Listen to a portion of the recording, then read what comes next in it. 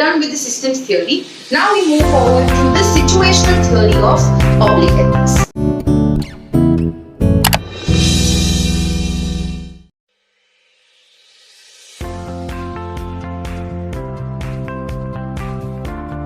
Now, what is this situational theory of public ethics? Apparently, in the year 1968, Mr. J.E.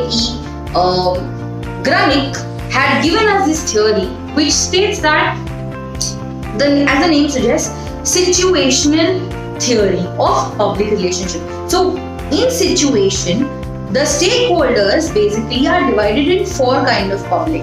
So let's consider a triangle. Okay, the lowest level of the triangle, we'll consider the triangle into four halves. So the lowest level of the triangle is known as the apathetic public. Now, what is apathetic public? Not the apathetic public, but the kind of public or the kind of people who basically are not at all aware or not at all bothered about you as an organization. Alright, as an example, maybe the rural people, the ones who stay in rural, they have no idea whatsoever about what's happening or what products and services are available for the urban masses, for the people who stay in the urban area. So they're the ones who are least concerned. Okay, a level above to them is your unaware public. Now, what is the meaning of unaware? Unaware, as the name suggests, is I'm not aware about the variety of options or services that are available for a particular product. Alright, so I may not say, for example of being a person being in a rural area, and he may not be knowing anything except for the fact that a mobile subscribe provider, I just have Vodafone and Jio as an option.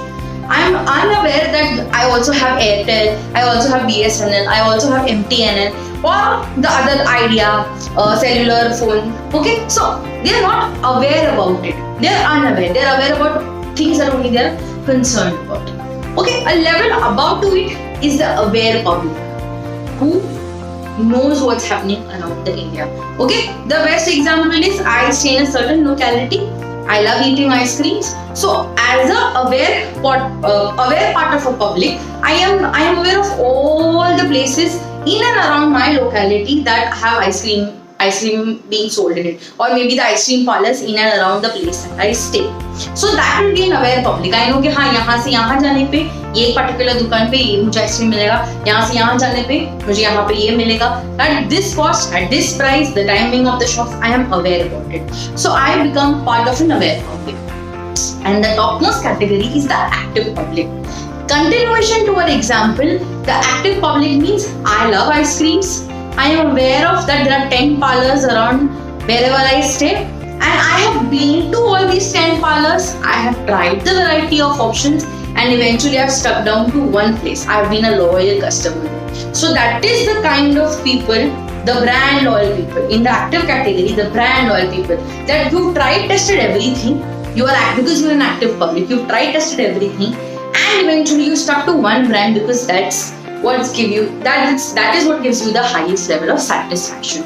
Now, as per this theory, what Mr. Granick had to say is that once the PRs understand that these are the four kind of publics that they have to now identify that in these kind of four publics, first, is there a problem recognition?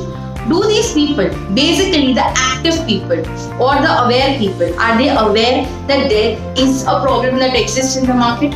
Or say, for example, I want to be thin.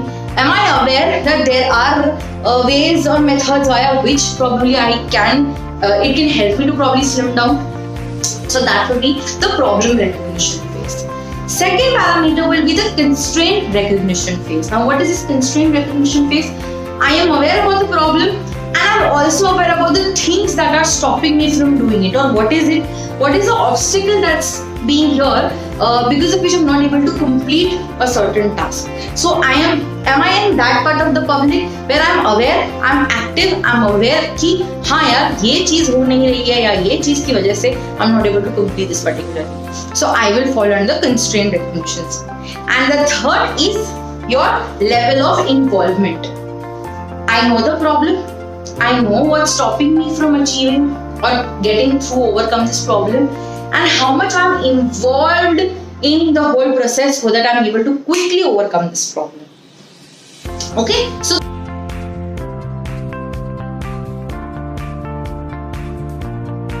the four kind of publics: apathetic, unaware, aware, and active public, of which the apathetic and unaware follow in the passive category of public, and your aware and active fall in the active category of your public.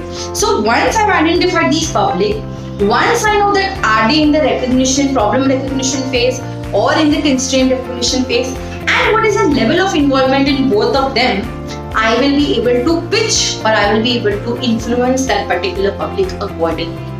If I have to influence an unaware public, means इसको खाली दो ही mobile सबसे provider पता है ना, चलो I give him information कि भाई ये सब चीजें हैं. So are you in the process of actively seeking information, category है, and are you in the process of actively information processing, ये जो मिल रहा है उसे प्रोसेस कर रहा हूँ. सो अनअवेयर वाला बंदा तो कभी भी सीख नहीं करेगा, बट अवेयर और एक्टिव वाले बंदे naturally they fall into the category of seeking information. Right? They want to know what's happening, ये क्यों. और उसके बाद when they are able, जैसे for example they open Google and 10 pages they open.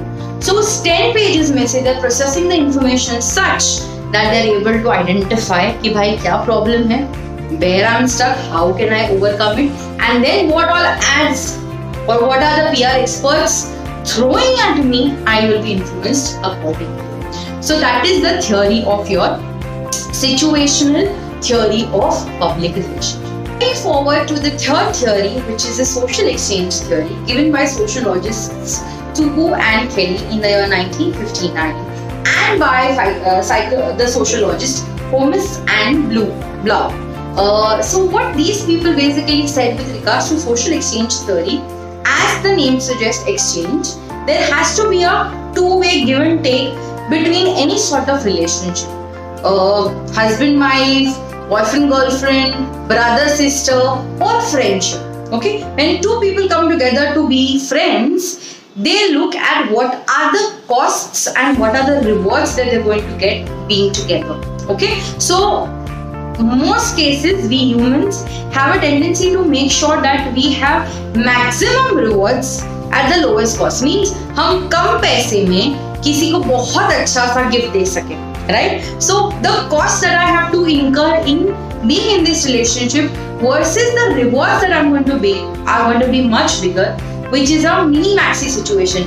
Minimizing cost and maximizing the profit or maximizing my rewards is the first parameter of a social exchange theory. So when two people become friends, what they look at is that when I am coming in this relationship as a friend A and the person is coming as friend B, what are the costs that we have to involve? Probably going out together, having lunch, dinner together, watching movies, attending lectures. And in front of it, what is my profit or what is the reward that I'm getting? I'm getting a companion. Okay, that is an abstract feeling. You can't put it in numbers that the person is going to be with me 24/7, and that's the kind of reward that I'm getting. But I'm investing a little amount and I'm getting a maximum cost in terms of in having a companion for the time when I'm in college, for the time I'm in my classes, or as a lifelong being friends. So the first parameter of social exchange theory talks about what are the costs versus the rewards. Everybody would want to minimize their cost and maximize their rewards or their profits. Okay, then we move to the second parameter. Once you have evaluated कि cost कितना हो गया, reward कितना मुझे मिलने वाला है, then you have come down to the comparison level. Okay, once upon a time I had a friend. He did this to me, he did to me, or she did to me, or we broke up. All right, and now that I'm friends with this particular person, how is it going to be? So you're always going to compare the particular friendship, this present friendship, with what friendship experience you had in the past, and will ensure that you don't keep repeating the same mistake again and again. So the second parameter of social exchange theory talks about your comparison level. And once you compare it with your past relationship, you also compare it with alternative relationship. Okay, so I am friends with this person. A will think I am friends with this B person.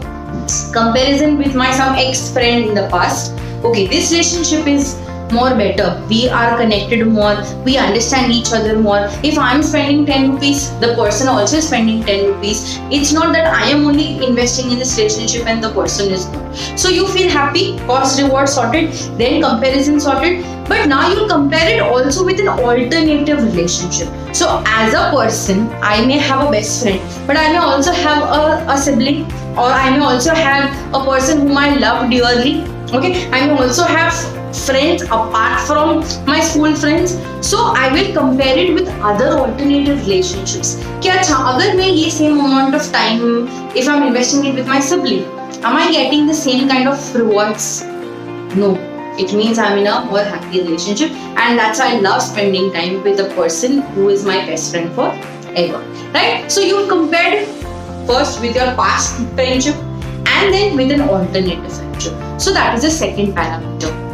And the third parameter talks about the fact that what is the level of and the third parameter talks about what is the equity status with this relationship. Okay, or equitable, profitable relationship that I have in this parameter. Now, what is the whole concept of equity in this third parameter of social exchange theory? It says that if I am friends with this person, are we both on the same level, intellectually, financially? It's not that I am giving in too much and the person is not giving in too much, or there is too much of my brains being used and the person has got nothing to add on to value to this relationship. So from the point of view of having the same kind of frequencies, liking the same kind of movies, ऐसा तो नहीं ना कि because this person likes only hardcore fighting movies and I kind of like comedy and romantic movies, but because he or she likes these fighting action movies, I have to always go and watch such movies, but the person will not come and watch comedy movies with me. So then am I in the right kind of friendship with him? Is he truly my friend? So after you compare the cost and rewards, the first parameter, you will compare it with your past relationship or with the other alternatives that you have with the present relationship, post which then after the whole happy low phase kind of evaporates, where you comfortable, settle down with each other, then you see, are you in an equal status? Your likes and preferences are the same. If the person is highly educated, are you also of that level to keep up the rapport between the both of you? So that is the whole ideology, or that is the whole concept of social exchange theory.